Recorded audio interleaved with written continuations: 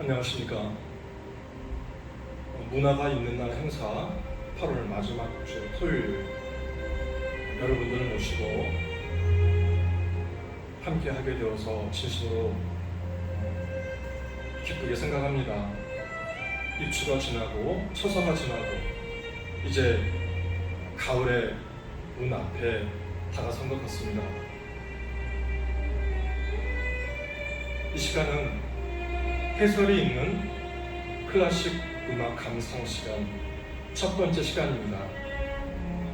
오늘 여러분들이 들으실 이 곡은 오펜바흐의 제클린의 눈물입니다. 이 오펜바흐의 제클린의 눈물을 우리가 한 테마로 이야기를 한다고 한다면 흘린 눈물만큼 우리의 삶은 정화된다, 이렇게 말씀드릴 수가 있습니다. 가을과 가장 잘 어울리는 음악가가 누구라고 생각하십니까? 아마도 여러분들은 브람스라고 생각하실 겁니다.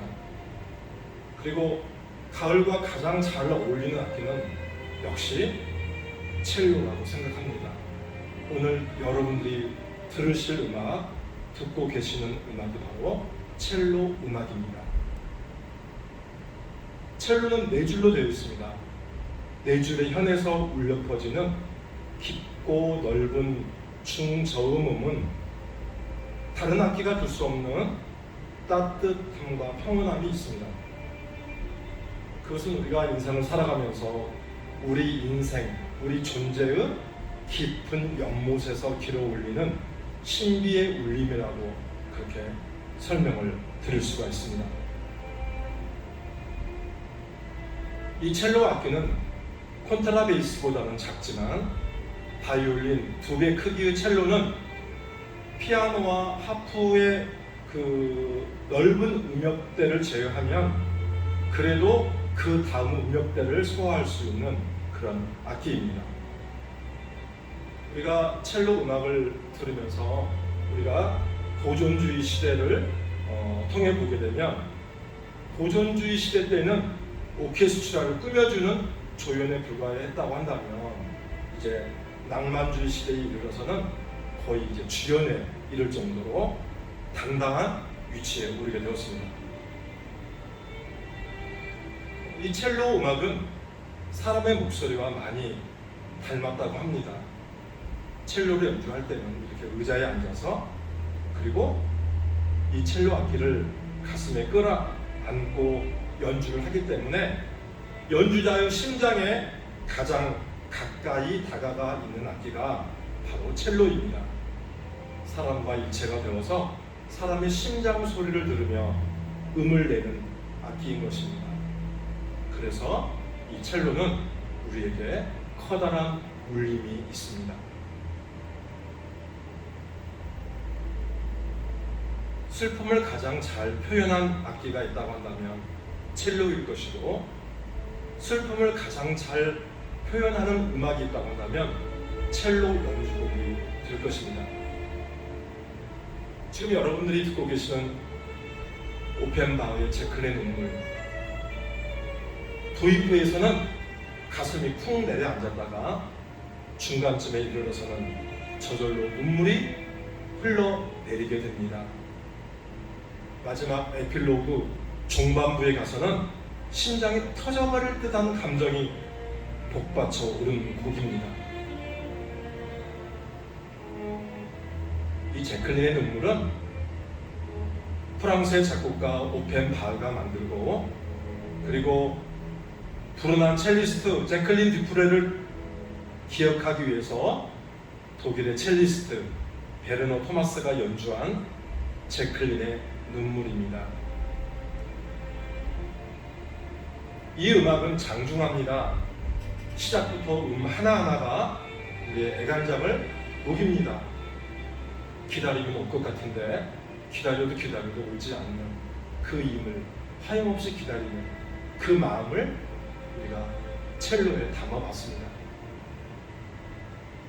백제시대 때 전주장에 나간 남편을 기다리다 망부석이 되어버린 백제 여인의 마음이라고나 할까요?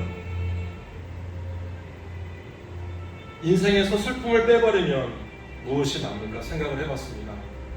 눈물입니다. 눈물.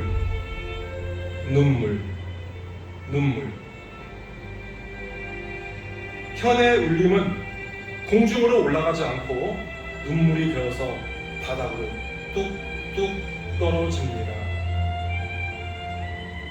눈물처럼 사랑도 지고 인생도 집니다. 시간이 멈추고 침묵이 흐릅니다. 고요한 통곡, 더는 눈물이 흐르지 않는다. 말라버렸기 때문이다.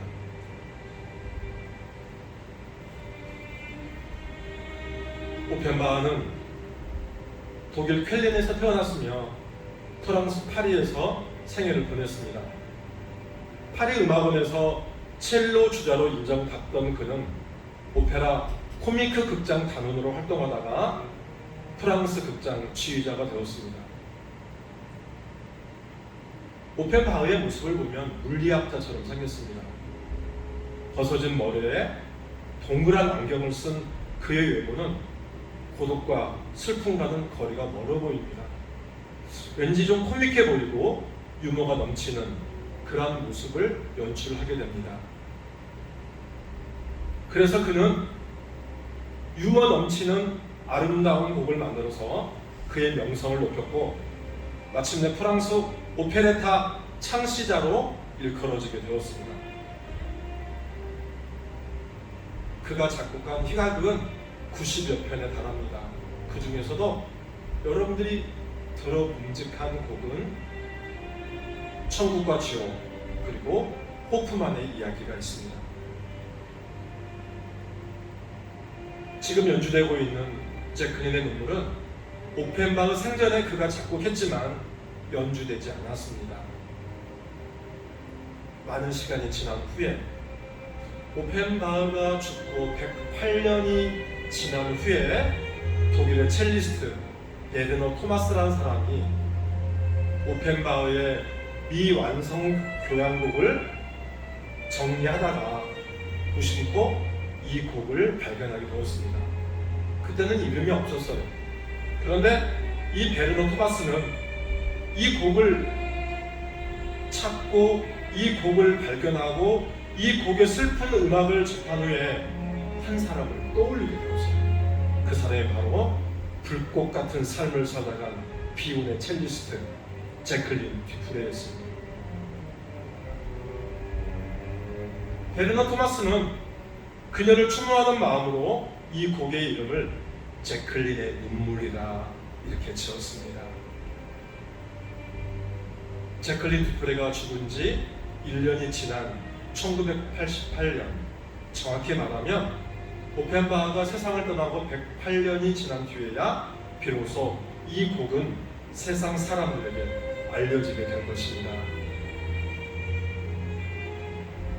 참 다행스러운 일인 것 같아요. 이렇게 아름다운 곡을 베르너 토마스가 아니었으면 우리는 들을 수 없었을 것입니다.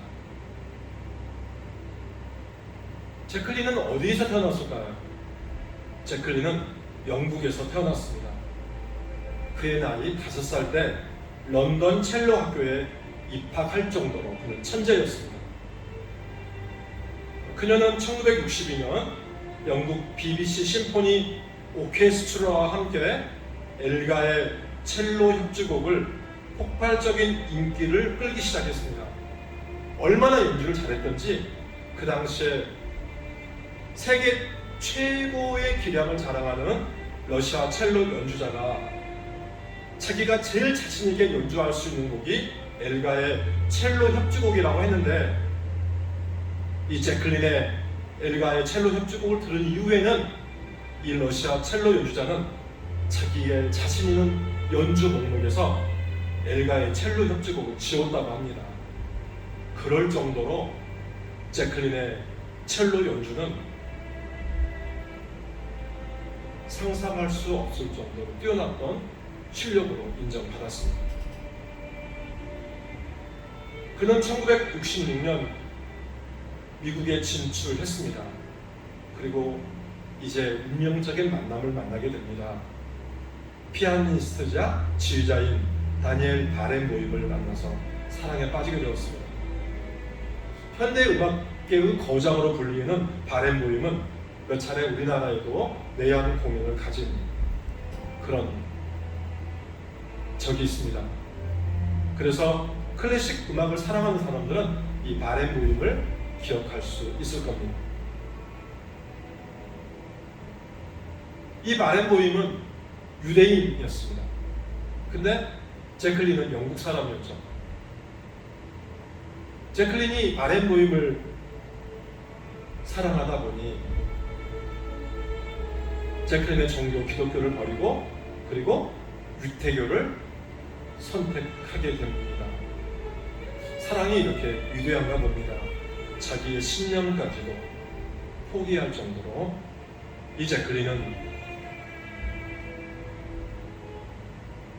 다니엘 보임을 사랑하게 되었습니다.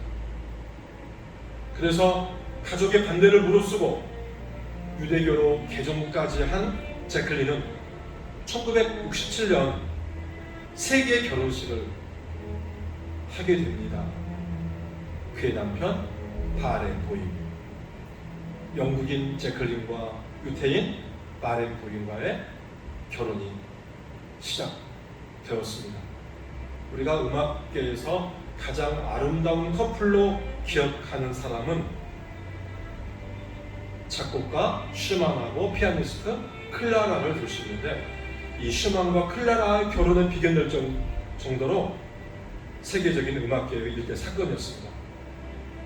제클린과 다니엘 보임은 울분을 가리지 않을 만큼 뜨거운 사랑을 했습니다. 그러나 이들의 사랑은 그렇게 오래가지 못했습니다. 1970년대 초반 그녀가 다발성 경화증이라는 불치병 진단을 받은 것입니다. 다발성 경화증은 자가 면역체계에 이상이 생겨서 뇌, 척수, 시신경을 포함한 중추 신경계의 신경 소묘가 손상을 받는 질환으로서 기억력이 없어지고 우울증이 발생하고 집중력, 이해력, 판단력이 약해지고 인지 장애가 생길 수 있는 무서운 질병인 것입니다. 현재까지 존재하는 최고의 첼리스트였던 제클린은 그러한 찬사와 기대를 한 몸에 받았지만 안타깝게도 한창 꽃을 피울 나이에 불치병에 걸려서 음악을 포기해야 했습니다. 아픈 몸으로 무대에 설 때 그녀는 너무 힘들어서 연주하던 그 화를 놓치기도 했지만 그녀의 남편은 혹독하게 몰아붙였다고 합니다. 그녀는 결국 1973년 2월에 열린 뉴욕 공연을 끝으로 오랜 투병 생활에 들어가게 됩니다. 근육이 점점 굳어가고 그리고 안면 신경 손상으로 눈물을 흘리는 것조차도 눈물을 흘릴 수 없었던 그런 지경에 이르게 되었습니다. 병석에 누워있는 동안에 주변의 사람들은 하나, 둘, 그리고 많은 사람들이 그녀의 곁을 떠나갔습니다. 급기야는 그녀가 그토록 사랑했던 바렌보임도 다른 여자와 눈이 맞아서 외도를 하게 되었습니다. 그래도 그녀는 그 바렌보임을 원망하지 않았습니다. 얼마나 미웠을까요? 그런데 그 제클린은 그 남편과의 그 사랑을 잊지 못하고 죽어가는 병환 속에서도 그 좋았던 기억을 떠올리면서 남편과의 사랑을 기억합니다. 그리고 병마와 씨름하던 그녀는 1987년 어느 쓸쓸한 가을날 42살의 나이로 생을 마감하게 됩니다. 이 제클린 죽은 다음에 그녀를 기억하기 위해서 영화도 만들어지고 발레 등이 만들어졌습니다. 그녀가 죽은 다음에 그녀의 묘비명에는 이렇게 새겨져 있었습니다. Beloved wife of 다니엘 바렌보임. 다니엘 바렌보임의 사랑하는 아내. 오브 바렌보임의, 참 우리에게 아픔을 주는 오브인 것 같습니다. 자기의 마음을 아프게 하고 자기를 떠나간 남편이었지만 그래도 그 남편의 아내이고 싶었던 제클린의 그 마음을 묘비명에 새겼던 것입니다.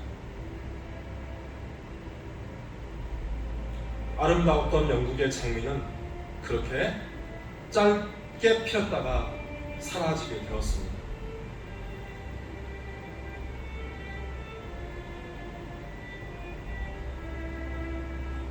울고 싶어도 울 수 없었던 그녀를 위해 베르너 토마스는 100여 년 전에 오펜바흐가 써두었던 명곡을 찾아내어서 그녀에게 눈물을 되찾아 주었습니다. 제클린은 세계 최고의 연주자였지만 나중에는 그녀는 눈물조차 흘릴 수가 없었습니다. 그래서 베르너 토마스도 첼로 연주자였지만 오펜바흐의 알려지지 않은 그 곡을 발견하면서 비운의 운명을 살다간 제클린 듀프레를 생각하게 되어서 이름을 지어주게 되었어요. 그 이름이 바로 제클린의 눈물입니다. 이렇게 기막힌 사임을 간직한 채 제클린 듀프레의 눈물이 첼로 곡으로 연주가 되고 있습니다. 이 곡을 들으면서 눈물을 흘리는데 눈물과 눈물 사이에는 제클린의 미소와 숨결까지 녹아있는 것을 여러분들 느끼실 겁니다. 눈물은 우리가 살아가면서 우리에게 가장 중요한 정서적인 요소라고 생각을 합니다.